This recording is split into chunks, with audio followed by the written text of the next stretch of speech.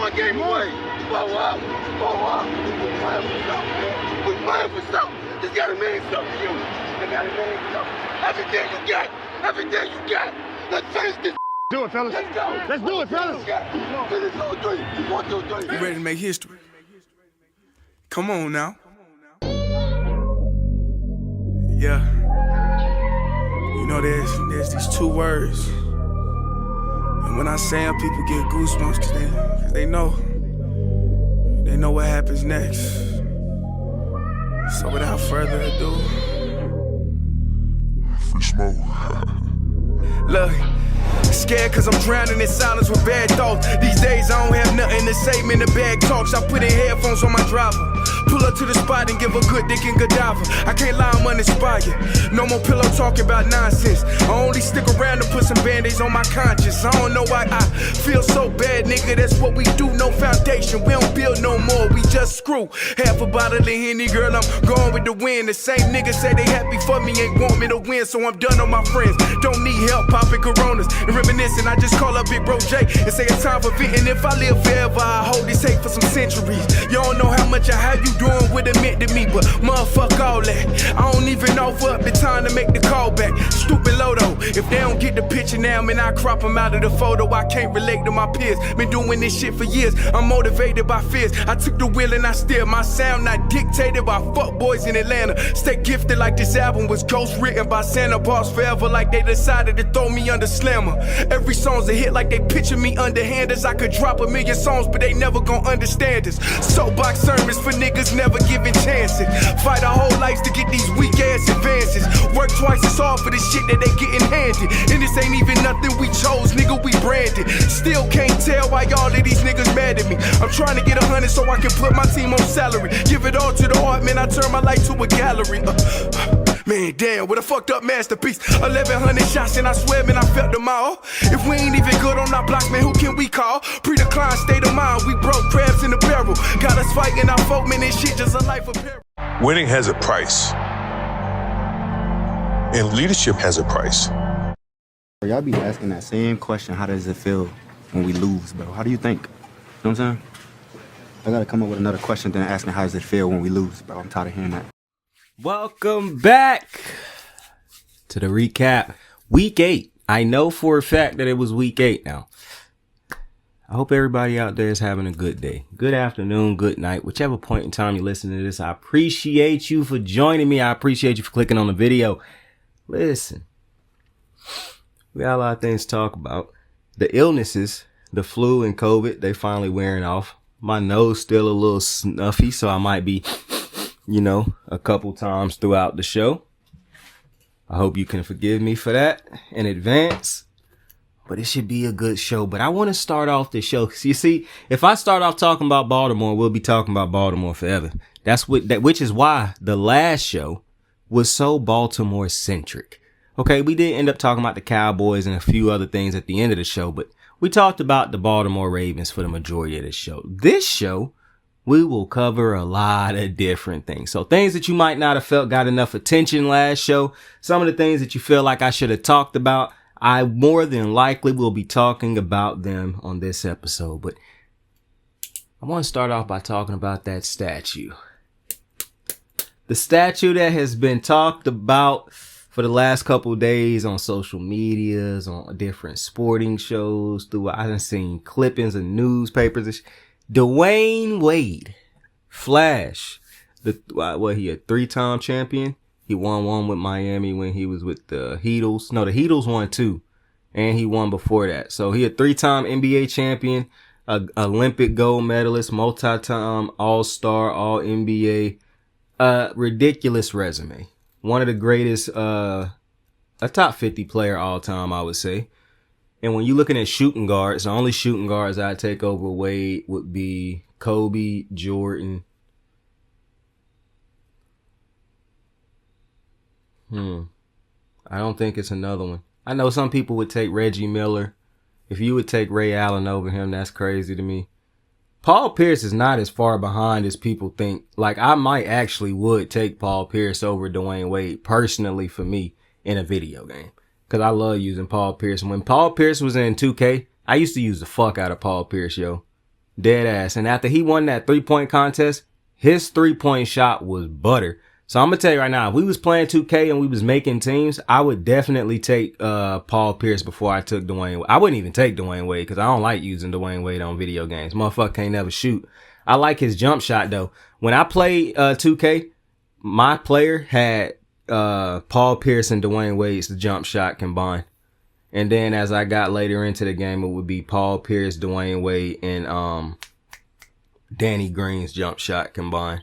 But I like both of their jump shots in the game, but that motherfucker Paul Pierce, boy, he was cold in the game. So I would take him in a video game over Wade, but in real life, I don't think Paul Pierce is like, I know we like to clown Paul Pierce, but I really don't think Paul Pierce is that far away from Dwayne Wade. I mean, I'm gonna keep it a buck with you. I think Paul Pierce is one of the best.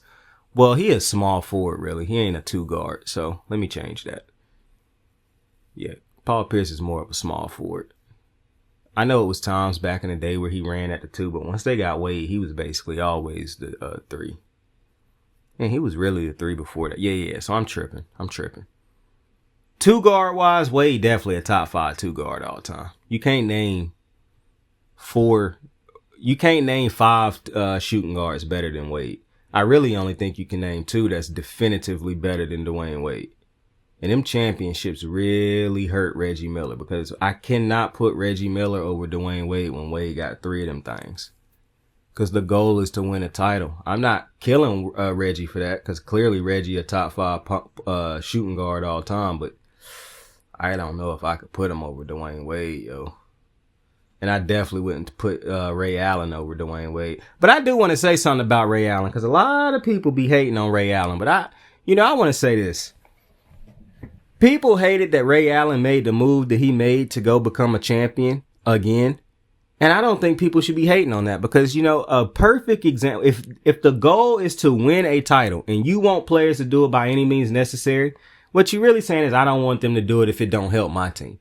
But to be honest with you, and I've always felt like this, KD made the right decision. Bron made the right decision. Ray Allen made, anytime a player goes to a better situation in hopes of winning a title, that's smart. Because I'm looking at Mike Trout waste all his greatness with the Angels. And in Shohei Ohtani's first opportunity to leave the Angels, he is now in the World Series, 1 win away from being a World Series champion. In his first year after leaving, it's no shot that you should remain loyal in sports, yo. It's no shot. Loyalty in sports is overrated. I done said that before, but I'm telling you, just the mere fact that Mike Trout could retire without ever sniffing a World Series, and Shohei Ohtani in his first year after leaving Anaheim is about to be a World Series, because the Angels are not about to win 4 games in a row, bro. They're not about to beat, the Dodgers are not about to lose 4 games in a row. I know they lost last night. They're not losing 4 games in a row. That's one thing I see. If this was the Phillies would definitely fold right here. Not the Dodgers. The Dodgers gonna get it done. We gonna finish this thing off. We got too much talent. And it's gonna be the easiest World Series MVP we ever seen. And Frederick Freeman.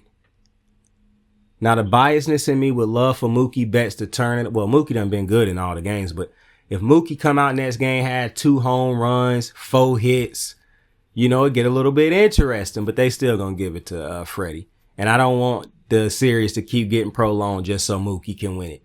I'm not that type of idiot. But loyalty is overrated. I just wanted to say that. Shout out to Shohei Ohtani for not just leaving Anaheim and leaving the sorry ass Angels, but for being, bro, for every Shohei, there is a Mike Trout. You got Dame Lillard, who basically wasted his the best years of his career he wasted in Portland when he could have left. You got these players who will waste their greatness in one location, knowing good and damn well nobody coming, and we ain't getting nobody.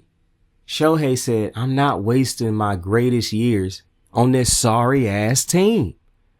And he not only did he leave and go to a better situation, he said, I'm going to a stacked situation. I'm going to go play with Mookie Betts and Frederick motherfucking Freeman. I am not wasting my time to go and playing with like a team that's got maybe one other good player. No. I'm going somewhere where I know the organization going to bring in talent to help us win. And they going to every single year, they going to do everything they can to help us win. And as long as me and all the other great players on the team do our job, we will have opportunities to win a World Series. Unlike the sorry ass Angels. Man, shout out to Shohei, man. That's greatness. See, that's him understanding I am a great player and I am supposed to be something different. I am not supposed to be an average player. I'm supposed to be a motherfucker competing for a World Series every single year. Same with Mookie Betts. Same with Frederick Freeman. Really, you expect that out of Yamamoto, out of Tyler Glasnow if he could ever stay healthy. Beautiful. And it's so great to not have to worry about Clayton Kershaw just giving up games in the playoffs and World Series. No disrespect to Clayton, one of the greatest pitchers of this. Well, I can't say this generation because a new generation has started, but one of the greatest pitchers of all time, in my opinion. But man, I'm glad you get to ride that pond and just get yourself another ring, buddy. Let's go. But now, to get into football, go Dodgers. To get into football, after I take a sip of this water, I want to talk about the Bengals. You see, all those weeks ago when everybody kept going at people for saying Joe Burrow is not playing great football, y'all motherfuckers just addicted to numbers. Everybody kept going at Chris Canty. Everybody was going at Shannon Sharp. And I kept coming on here pointing out the fact that Joe Burrow done had a hand in these L's. When they lost to the Chiefs, it was Joe Burrow who fumbled that ball. When they lost to the Ravens, when they could have took a 2-score lead late in that game, it was Joe Burrow who threw that interception that led to the Ravens tying the game. When they played against the Eagles last week, it was Joe Burrow who threw that interception that led to a touchdown by the Eagles.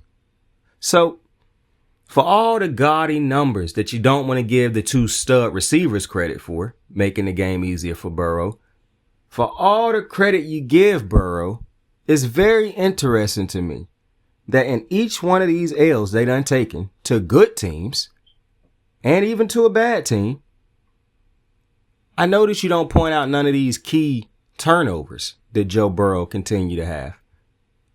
See, they might not have 10 interceptions, 12 interceptions, but he got big interceptions that have cost his team games.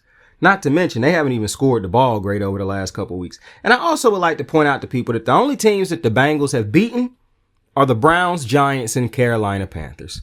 3 teams that are way under 500. The Browns just picked up their second win last week.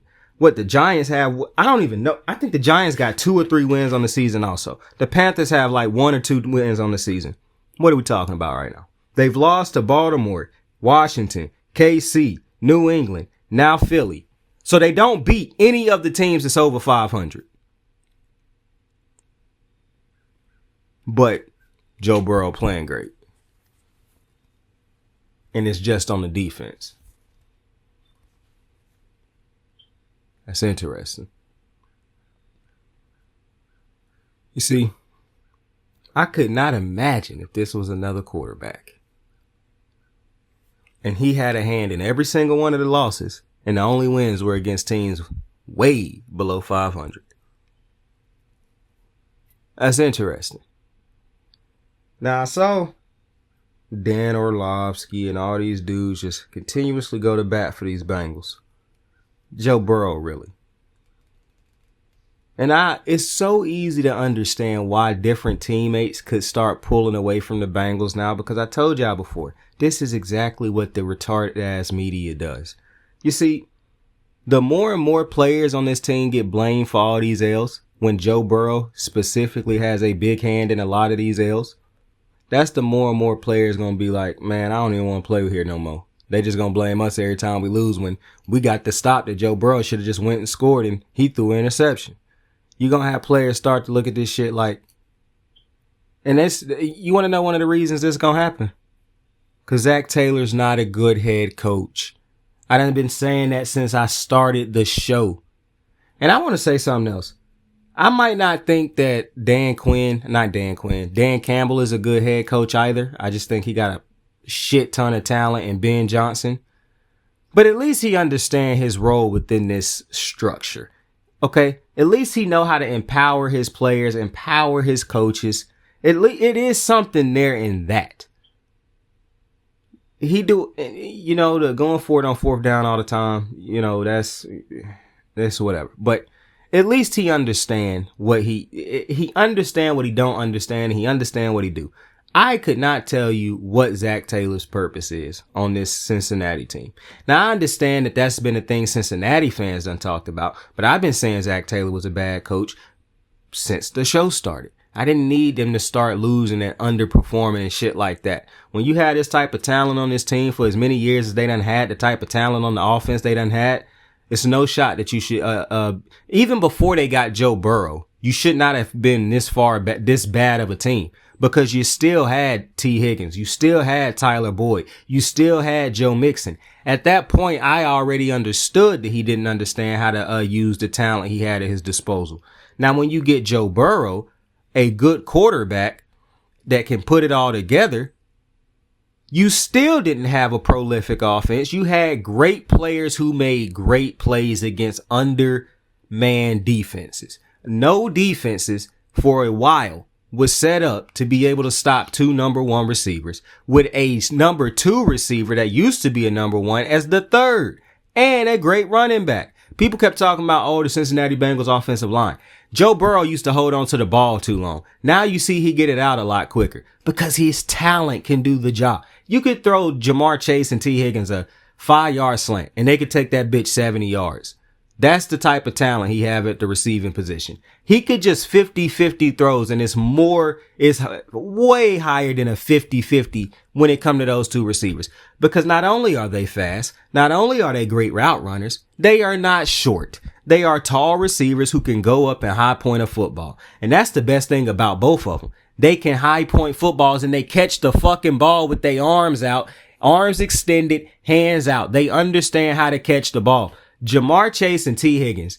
If you don't watch these two over the last couple years, then you're not going to understand what I'm saying. But these are two of the best. This is one of the best receiving duos I've ever seen.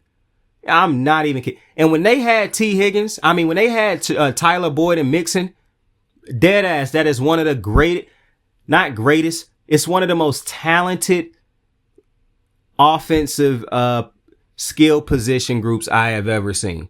Because boy, what those three players did that year that they lost to Kansas City in that game, that they almost ended up winning, where every single one of them, Boyd, Higgins, and Chase, all had key drives where they had to make big time catches. I'm like, this shit is not fair. This is the way people feel about Derrick Henry and Lamar Jackson is how I feel about T. Higgins, Tyler Boyd, Jamar Chase, Joe Mixon, with Joe Burrow being able to throw them the ball. Because it's not really Joe Burrow to me. It's them weapons. But the fact that Joe Burrow not no bum, because to me, if you gave this type of weaponry to Jared Goff, it would probably look better. I'm not gonna lie to you. Because right now, I would not take Jared Goff. I would not take Joe Burrow over Jared Goff. Because I told you, Joe Burrow is starting to look more and more like a Jared Goff type of player to me, to keep it a buck with you, to keep it a bean with you. And maybe I would take Joe Burrow over him if I'm thinking about it hard enough. But at this very moment, if you gave, you know what? Two different type of quarterbacks, because you see, Jared Goff need a run game. Joe Burrow don't necessarily need a run game. So I take that back. I would still take Joe Burrow over Jared Goff. I was wilding right there. My bad, Cincinnati fans. I was going a little too deep. I was going a little too ham right there. But what I'm looking at when I look at Cincinnati all those years back when they had all that talent, and Zach Taylor, he still had them having stretches and games. I told you, I know some of you might not have been watching the show like 3 seasons ago, but I kept saying Cincinnati got 3 different versions of themselves. And it's unbelievable when you watch it. Sometimes they just look like they don't have a fucking clue as to what they are doing. Then it's times where it's like they look like the greatest team that's ever played the game. The greatest offense that has ever played the game. But then they got that third one where they not good, but they not bad. But they just like, it's like a stale version of them. Like, it's not necessarily them playing like shit, like they don't know what they doing. And it's not necessarily them playing like up to their talent. That's where the Zach Taylor games come in, where it's like, bro, you are holding this team back right now, bro. Like, and the talent is the only reason that they don't look like they are absolute garbage. You see, they have those games where they look like garbage because the talent not playing good and neither is the coaches. Then you have the games where they look phenomenal. And that's usually just because the talent is playing out of their minds. And then you have that game where it's Zach Taylor is working against this team right now. And it's very rare that you have that other game, which should be the fourth game, because this is a Jekyll and Hyde ass team, where it's Zach Taylor and the coaches and the players are playing at their peaks. But it's very rare that that has ever happened. So when I look at Cincinnati, I already knew that Zach Taylor shouldn't have been the head coach for this team. But they kept Mike Brown longer than, not Mike Brown. They kept, what was man's name? The previous coach that they had over here, they kept him for way longer than they should have kept him. So I knew that they weren't getting rid of, Zach Taylor anytime soon. And this is where the talent is starting to be hurt. Because Joe Burrow can only throw slants and go balls to his receivers for so long before the talent becomes older talent. And now you have to win with your mind. You have to win with scheme. You have to win with being able to read the defenses and be able to pick them apart, because you don't have a Jamar Chase, a T. Higgins on the outside all the time, or you don't have them in their prime. And they are not being set up for that. Joe Burrow right now has to just rely on talent.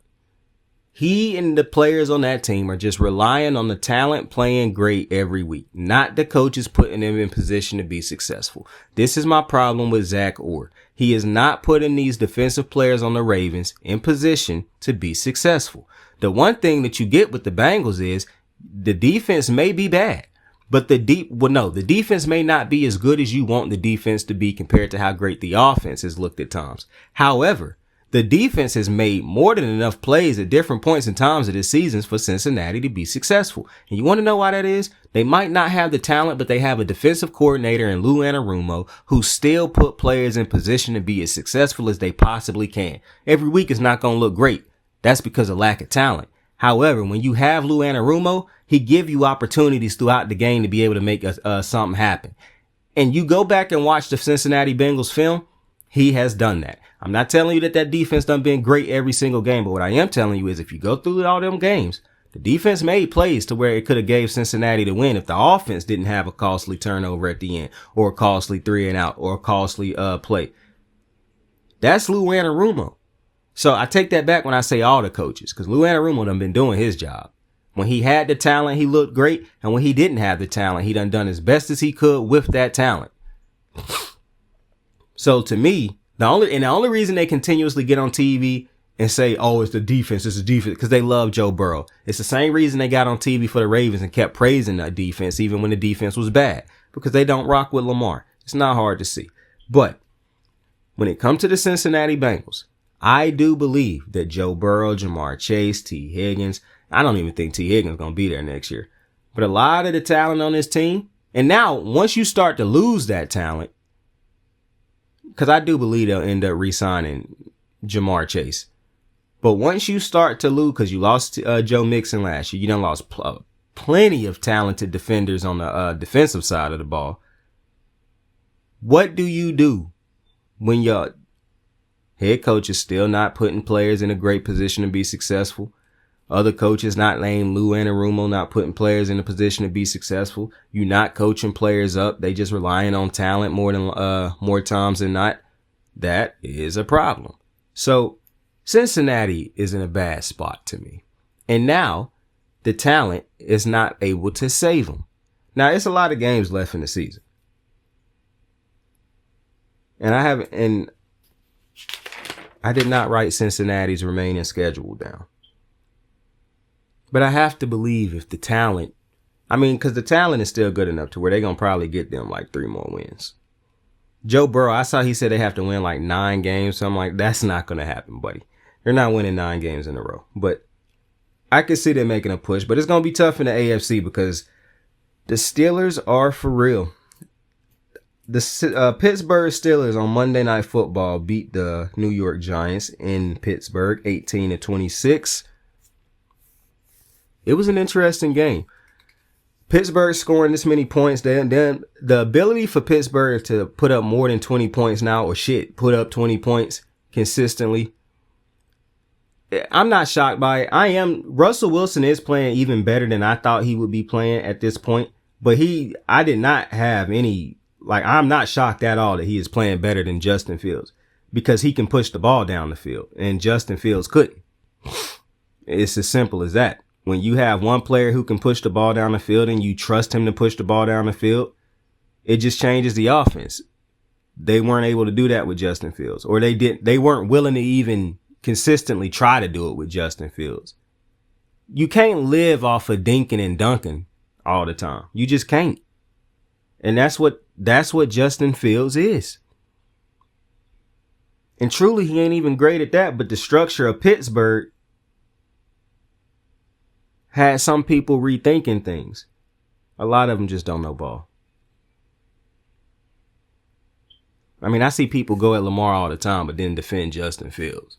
You just can't make shit like that up. But Pittsburgh's defense, see, I was thinking about this. The Ravens' biggest problem is going to be the fact that their defense is god awful.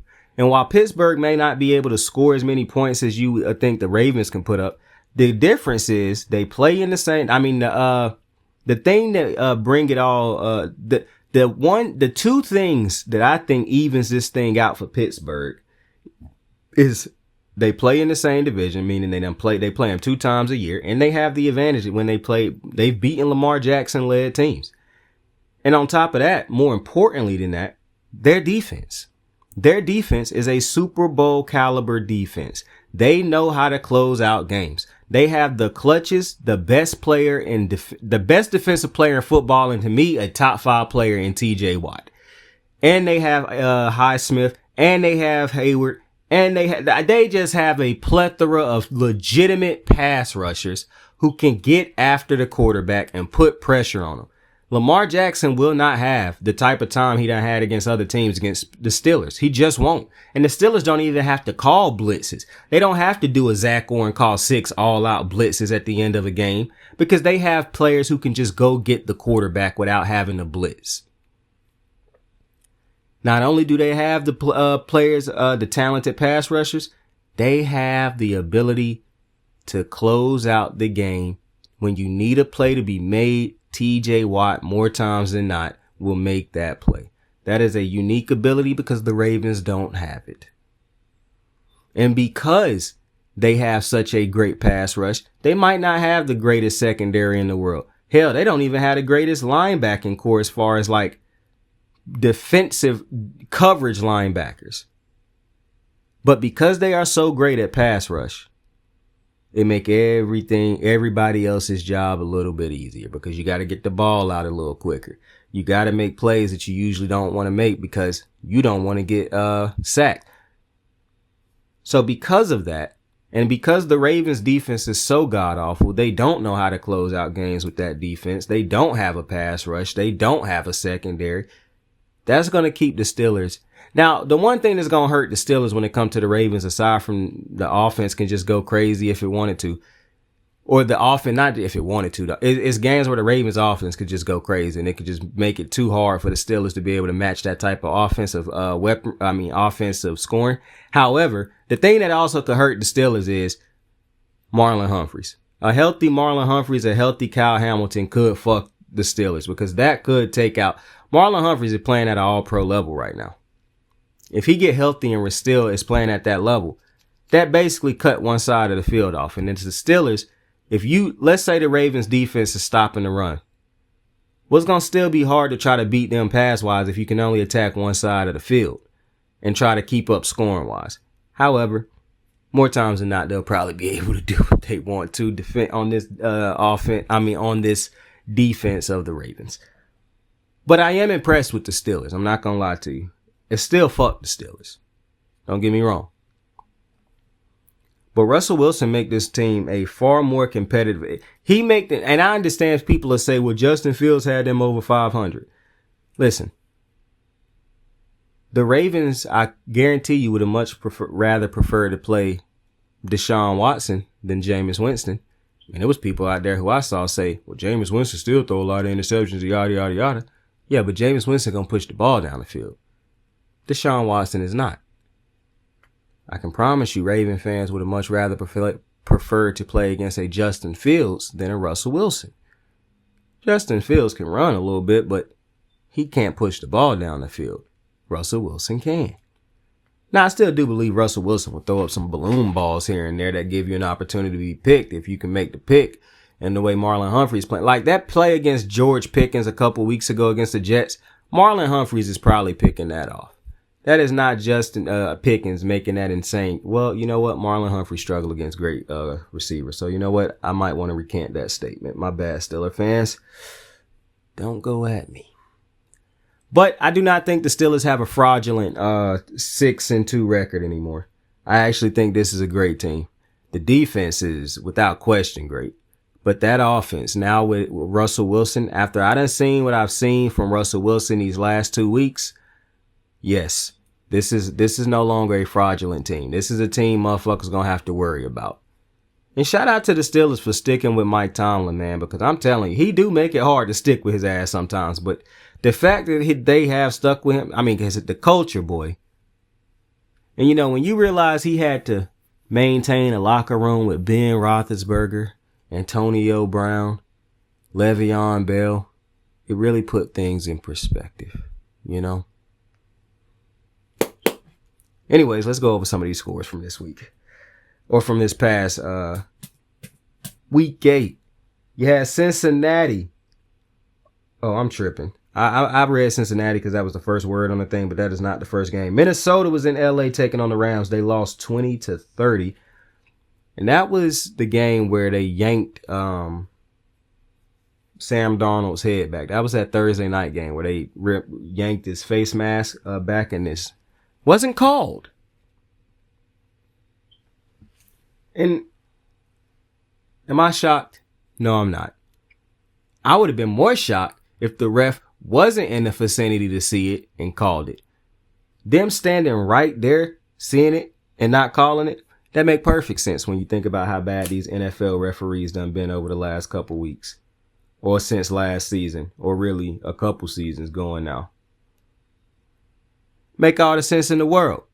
I don't think that's why they ended up ultimately losing that game, because they would have still had to get an onside kick and, you know, score again. But it didn't help them.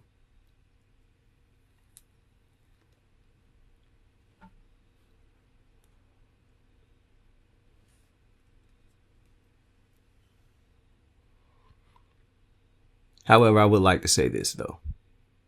Y'all see my boy Puka and Coop? You see how saucy we looked out there Thursday night? Them boys look good, man. Them boys look good. I'm just saying. It was a great game. It was a great game. Minnesota's defense is I don't think Minnesota's defense, like if you said Minnesota go out there and hold the Ravens to 20 points, I'd have a hard time believing they could do that. So it's not really shocking to me that the Rams were able to give them 30, put 30 on their domes, because I still believe that I still need to see them play against high level offenses to really be able to judge how great the defense is. And also when Sam Darnold eventually, because he done had some shaky games and he done had a lot of good ones, but let's say he start to string together some shaky games. Well, you're going to have to overcompensate for him having shaky games and not as great or solid games as he might have had earlier. So I'm interested to see how they work that. But I do like Kevin O'Connell. I do think he's a good head coach. He could end up winning Coach of the Year this year. He could end up winning Coach of the Year. See, sometimes you don't necessarily need to have a great record to see how great a head coach is at times. Like Kevin O'Connell showed he was a good coach last year. But to me, it's kind of like looking at Stefanski. Stefanski is a great head coach. That's why I always go to bat for him, even when they have a bad record on the Browns. Kevin Stefanski has nothing to do with Deshaun Watson he had to defend Deshaun. He did not have the ability to bench Deshaun because he ain't the motherfucker paying Deshaun that crazy ass contract. And when you getting paid like that, you're going to play. As good as Jameis Winston might play for the next couple weeks, when Deshaun Watson is healthy next year, he will be the starter. Jameis probably won't even be back. We saw them do it with Jacoby. We saw them do it with Joe Flacco. Every single quarterback they done had, not named Deshaun, done had a better offense. They're still going to have Deshaun start because that's who they pay. They're probably going to bite the bullet, and biting the bullet is them saying he is going to start until we no longer have to pay him. And to be quite frank with you, that is probably the best move. I'm not even going to lie to you. Now, it'd be very interesting if let's say they keep losing. Let's say they get back to losing and they finish the season with like 3 or 4 wins. They could put themselves in position to get the first pick in the draft.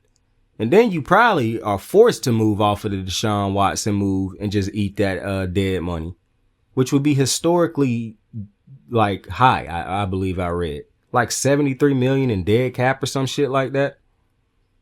That's crazy. And that's why you would need a rookie quarterback. But even then, you could just have him play behind Deshaun Watson for the first year or two. Because if you haven't heard, Anthony Richardson has been benched. Huh.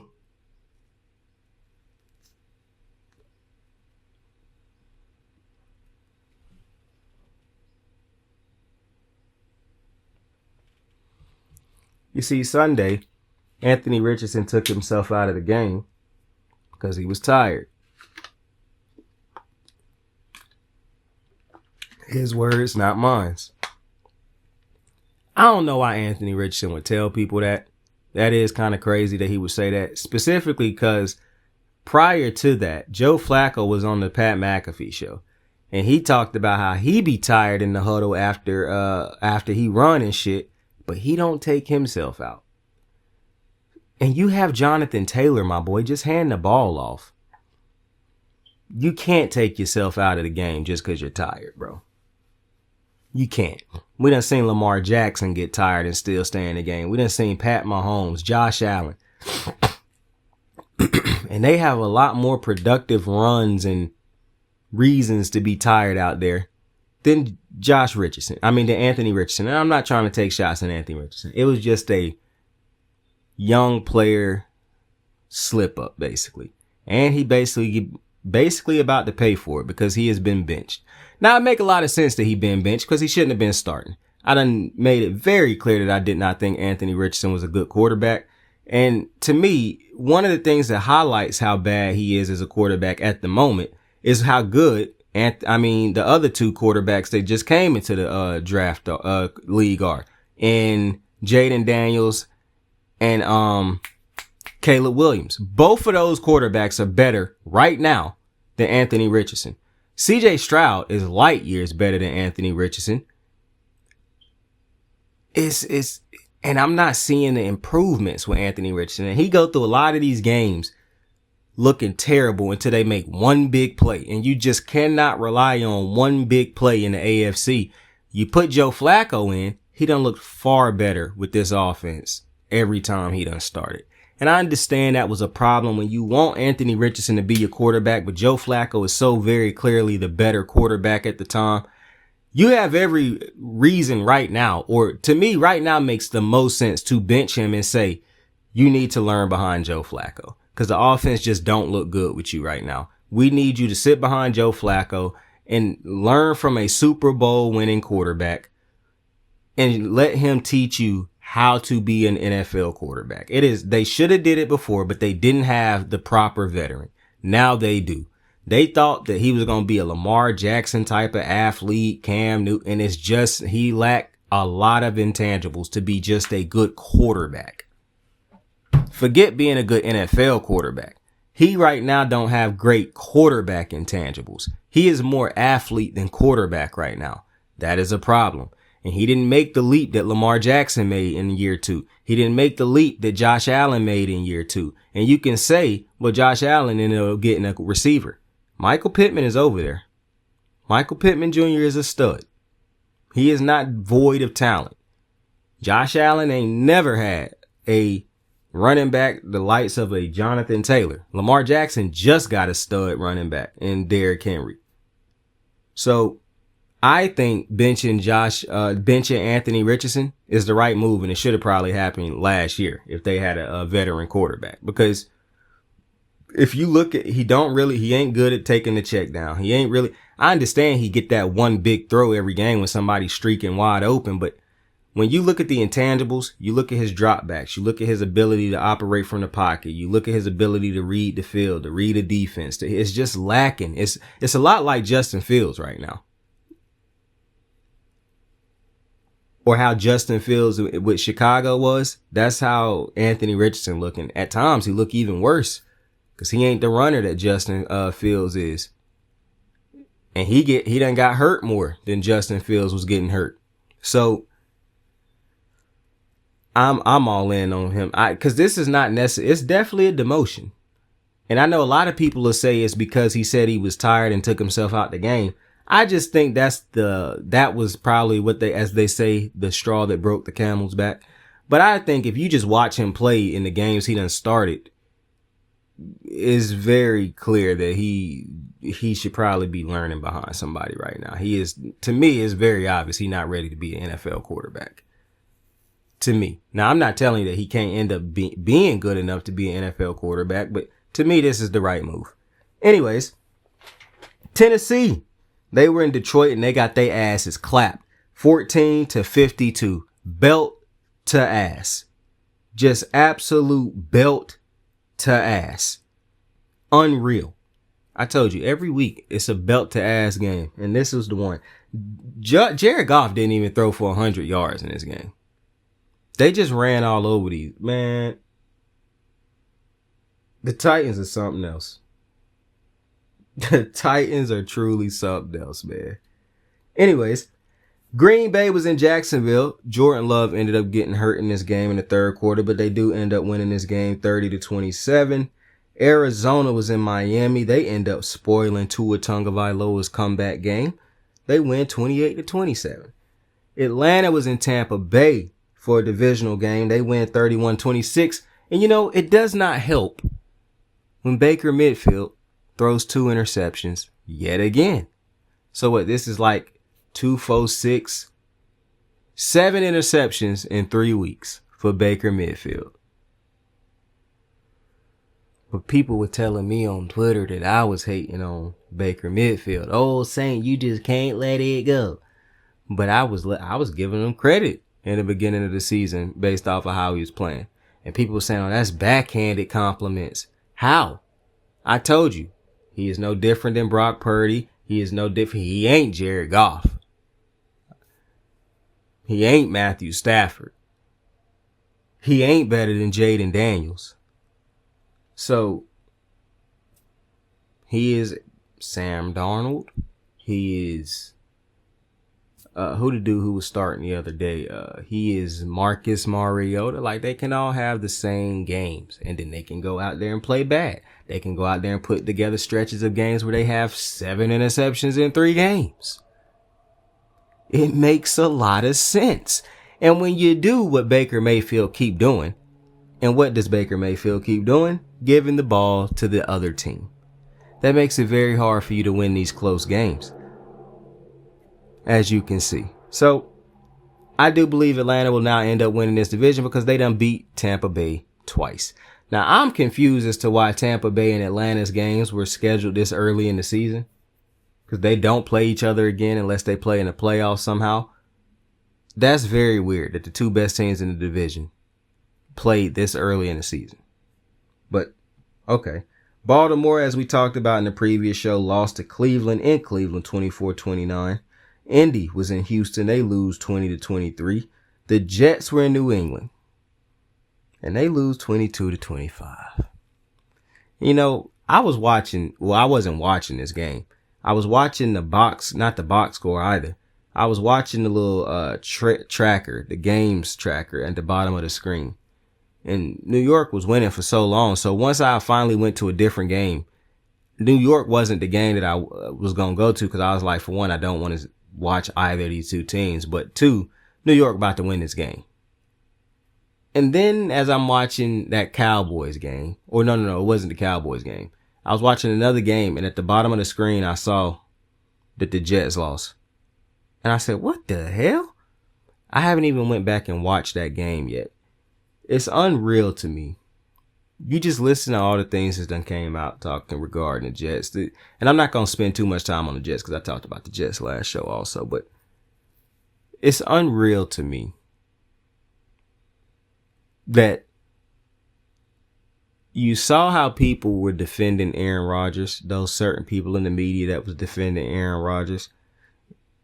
And you just look at how the locker room is, how they talk about these locker rooms. They talk about, like, Aaron Rodgers at this very moment might be, they talk about him the way they talked about Terrell Owens, talking about how bad he was in the locker room. That's basically what they starting to make it seem like Aaron Rodgers is to a locker room. Even though a lot of people don't argue T.O. wasn't that bad in the locker room. But nonetheless, this is very interesting to me.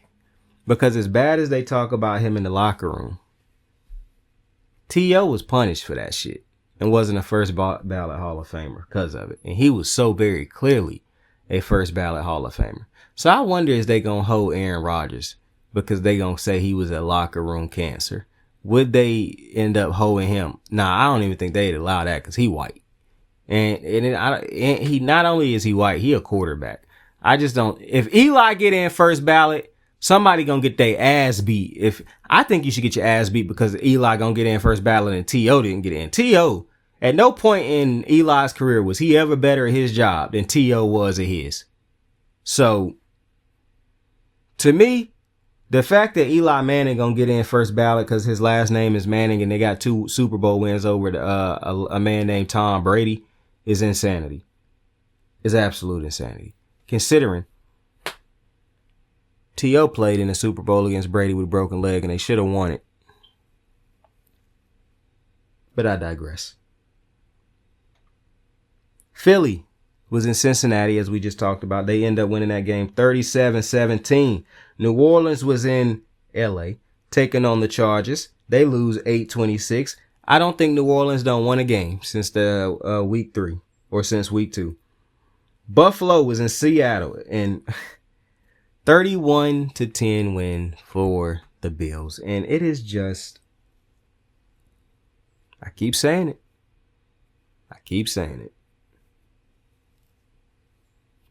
Too much talent on this offense for this offense to be this bad. It just makes no sense. If your team is relying on Geno Smith, no disrespect to Geno Smith, but there is a very clear ceiling. And now it's getting worse by the week, it feels like. Worse by the year, it feels like. They need to invest in a quarterback. Geno Smith's run has run its course.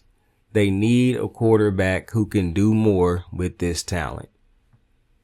It is unbelievable that this team, with this type of talent at the offensive positions, could have put up 10 fucking points. Not only that, I understand that teams are not always going to be at their best on a week-to-week basis. But this is a norm for Seattle. Seattle seems to struggle having this. I cannot tell you too many games where Seattle had the offense going all game. I'm not talking about where they put up some throwaway stats at the end of games and it made it look like they went crazy. No, I'm talking about from quarter 1, 2, 3, 4, the offense was flowing. Because it should be, because they have the type of talent that would suggest they could have a dangerous offense. But when the driver just can't whip that bit, these are the results you get. Chicago was in Washington. Battle of the first 2 quarterbacks taken in the draft. Caleb Williams first. Jaden Daniels. I actually don't know when he got drafted. I actually think he was the 3rd pick. I think Washington had the 3rd pick in the draft. but I could be wrong. He could have been second. Either way, the two top quarterbacks from this draft, Chicago, Washington. Chicago ended up losing this game 15-18. Now, this was not a great game for the majority of this game. But what I liked at the end of this game was, as bad as this thing looked for a lot of this game, Caleb Williams did put together a good drive, a great drive at the end of this game that took the lead. And that is important because that just showed you, as bad as I done been all game, as bad as we done looked all game, I still made the plays that I needed to make in order to put us in position to win this game. And that's really all you can ask for. When the game is as ugly as the game was, can you still find a way to make one drive, one play to put your team in position to win the game? And that's exactly what he did. But Jayden Daniels followed it back up with a prayer to the heavens. And really just, you saw the Chicago Bear taunting on the side, on the field while the play was happening. And then he ended up being the dude who tipped it to the Washington player in order to win the game for Washington on a Hail Mary. But it's even hard to, I'm not going to overreact because it was a Hail Mary. They both made big plays in the fourth quarter. They both made plays to put their teams in position to win the game in the fourth quarter. And to me, that's more important than the result because the result was crazy. It was a Hail Mary. Most times that's not going to happen. But the fact that you could see both quarterbacks make plays late in this game to help put their teams in position to win the game, that's all you can ask for. That's what I was looking for from that game. It ended up being a great game with a great ending. Carolina was in Denver. They lose that game 14-28. Yeah, man. Bryce Young just said it's his time in Carolina to me. It should probably be over after this year. KC, Vegas. KC was in Vegas for a divisional game. They end up winning that game 27-20. Dallas was in San Fran and they lose 24-30. I talked about this in the previous show, how I thought Kyle Shanahan had one of his more rocky coaching performances. And also Dak Prescott, I just don't think is the answer, bro. Because if you can't get it done when San Fran look as bad as they look right now, I just don't know if they'll ever be able to get it done. We talked about the Giants. They went into Pittsburgh and lost 18-26. The Thursday night football game will be Houston for week 9. Will be Houston taking on the New York Jets in MetLife. I don't know how the Jets got all these primetime games. I just don't know. But I feel like I've been watching the Jets on primetime in some element of primetime the last couple weeks. But nonetheless, Deontay Johnson was just traded from the Carolina Panthers, speaking of the Panthers earlier, to the Baltimore Ravens. Now, I like Deontay Johnson. I like the addition. Great route runner. Probably already going to be the best route runner we have. But I want one of them pass rushers from New York. I want to go all out to try to go get a Myles Garrett. We need a pass rusher. We need a guy who can beat the scheme, who can outplay a scheme.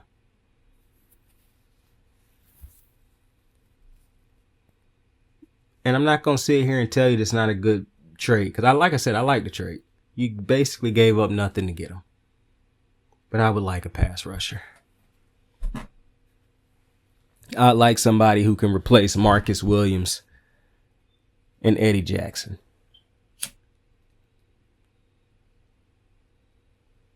That's what I'd like. Either way. Jordan Addison tweeted, "Let number 8 free," or whatever number he wear. Buddy. You're wilding.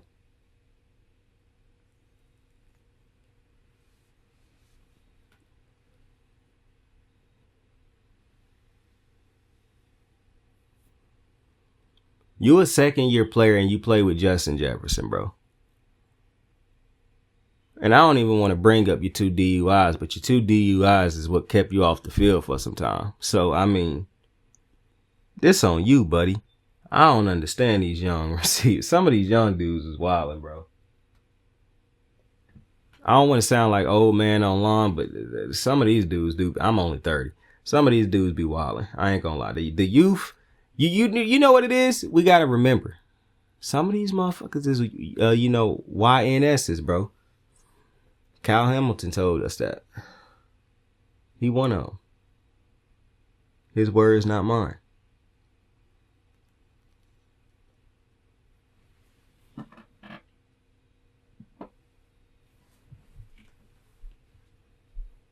But you could probably get a little. No, you couldn't. Taves don't trust that he'd stay on the field. So you wouldn't get a haul for Jordan Addison. Jordan Addison got to chill out. That's my conclusion to that. He got to chill out. But nonetheless, I appreciate y'all for joining me on another episode of the recap. Oh, wait a minute. Let me get my predictions for Thursday night. Houston. I got Houston. The Jets just lost to the Patriots. I got Houston. With that being said, I appreciate y'all for joining me on another episode of the recap. I was going to say kicking it with Shane.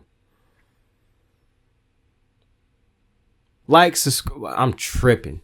Tell somebody you fuck with them. Tell somebody you love them. You could be anything in this world. So please choose to be kind to somebody today. You never know what somebody's going through. So give them a smile. Give them a I love you. Give them a fuck with you. You know, something to uplift the spirits. Anyways, like, subscribe, share. I appreciate the support. I truly do. I fuck with you. I rock with you. I love you. Sign out. I have fought the good fight, and I have finished the race. I have kept the faith. Well, I fought a good fight. I have finished my football race. And after 18 years, it's time. God bless all of you, and God bless football. I got the moves like hot sauce. Lil' mama taking the top off. I'm laying down getting topped off. After this, she know she getting knocked off. I know she loving the money, so I keep on thumbing and thumbing. She say she horny when she taking shots, so I keep them coming and coming. Now I'm putting dick in her tummy, scoop her up like I'm raking her something. You would think shawty red track, the way that she running and running. You getting dumber and dumber, you out here chasing the bone. After she finished from giving me dome, the Uber is taking her home.